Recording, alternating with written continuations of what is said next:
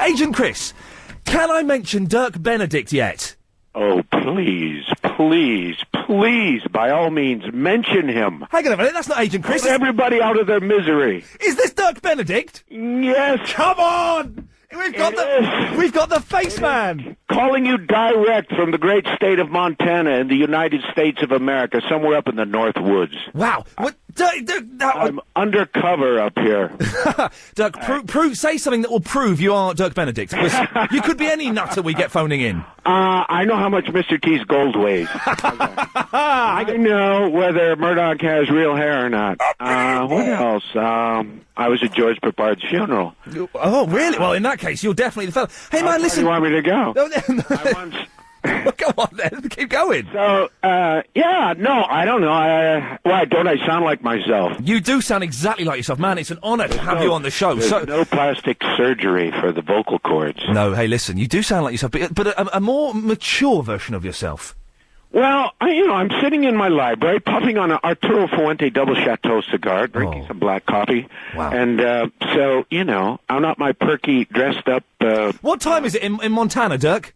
It's, it's 20 to 11. Oh, really? Crikey, it's earlier than I thought. Well, bless you for coming on. It's 5:30. I was in London. Man, I wish you were in London as well. I would buy you a lovely... We've got a shop over here called Starbucks. Have you heard of them? They do really good coffees. I do. I get 1/10 of a penny for every Starbucks coffee that's sold.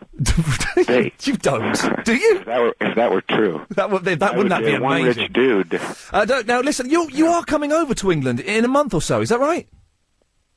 That's the plan.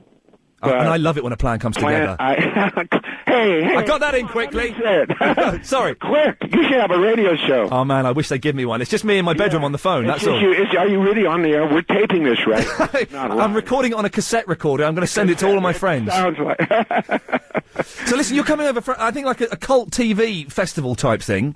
Yeah, when is that? You tell me. You know my schedule better than I do. It's in November sometime, I think. People that call me and say... Darling Dirk, your car will pick you up at 10 a.m. on Friday. That's all I know. Hey man, listen, we'll talk about the A-Team and Battlestar Galactica in a minute. What are you doing now? Are you acting? I'm up here. I live on a big lake. I'm raising my 2 teenage sons. I've been a single parent for 10 years. I've been a mom and a dad, and they're now in their late teens, and so I got a bit more freedom. I did a film in Germany last year, the best part I ever had. It's coming out in Germany in January. It's a German film for the German market. Did you have to speak in German? With German popcorn, and... Did you speak in German in it, Dirk? Speak German, yes. I speak it. In the movie, I do. You've just put an accent on. That's not German. That's just an accent. It's just fake. It's phony. It's A-Team. Oh, it's just a fake phony. Hey, man, listen. How much fun? It's an A-Team accent, and I just finished a movie for a sci-fi channel in Toronto. So I've been acting a bit. Yeah. And I got a couple of books out that I've written. And I wrote and directed a film called Cahoots, starring Keith Carradine and David Keith. That was 3 years ago. Any good? Yeah, so I've done a few things here and there. Yeah. Dirk, how much fun? Am I talking too much? This is radio. Hey, listen, you talk as much as you want, man. You're the face man. How much fun was the A-Team?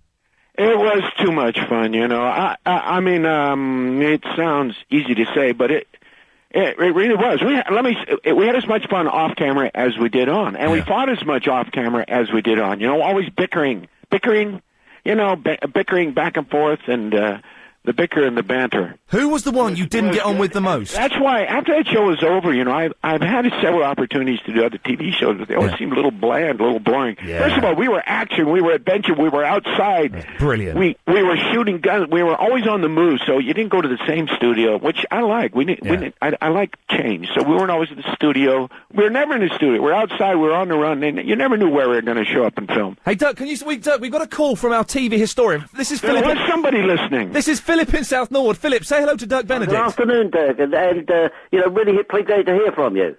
Yes. I wanted to ask you, Dirk, about your first TV series.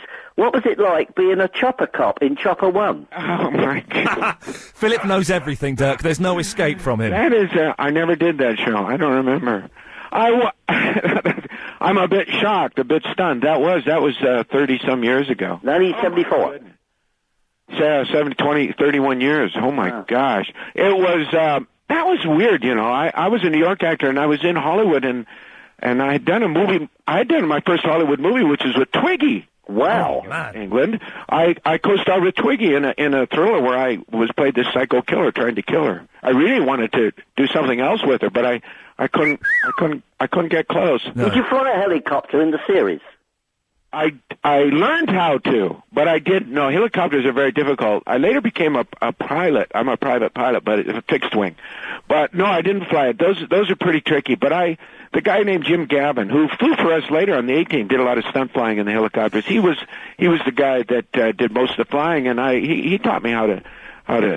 He would let me, when we got up and go, he taught me how to fly. He let you hold his stick. Do you? Busy learning how to act in front of a camera and deal with all the pretty girls. Do you get bored? Helicopters were not high on my list. Do you get bored? People going, oh, Battlestar Galactica, oh, the A-Team. Does it get on your nerves a bit? No, it doesn't, because, those are nice shows to be remembered for. Oh, man, excellent shows. I'm quite proud of them, and A and B, I keep a low profile. I'm kind of a recluse, so I don't deal with it a lot. And when I do go out, it's all right. It's fine. It's nice. And it's been a while, so I don't get mobbed. Not even when I want to. Hey, listen, man. Do you they've made a new series of Battlestar Galactica, haven't they? They did, yeah. What did you reckon? Did you see the article I wrote about it? No, I didn't. Dreamwatch, a British publication called Dreamwatch. Yeah. Were you slagging it off or saying good things? It's called Starbuck, Lost in Castration. And were you not a fan of it?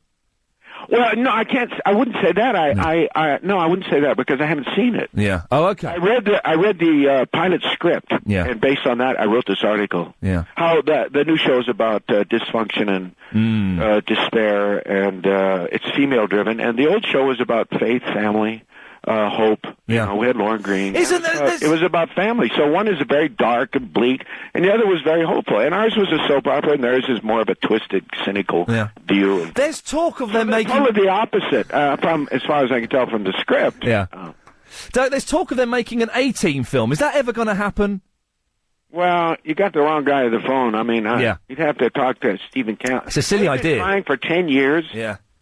10 years, or longer, since the damn show ended, they've been trying. It's a silly idea, man, because, the problem is they don't quite understand how to do it because they didn't really understand. By they, I mean the people that created the show don't quite understand what they had, how funny it was. Yeah. It wasn't intended to be quite so silly, quite so comedic. So it became something, and we walked a fine line. We didn't become a complete cartoon, but we were pretty goofy. Yeah.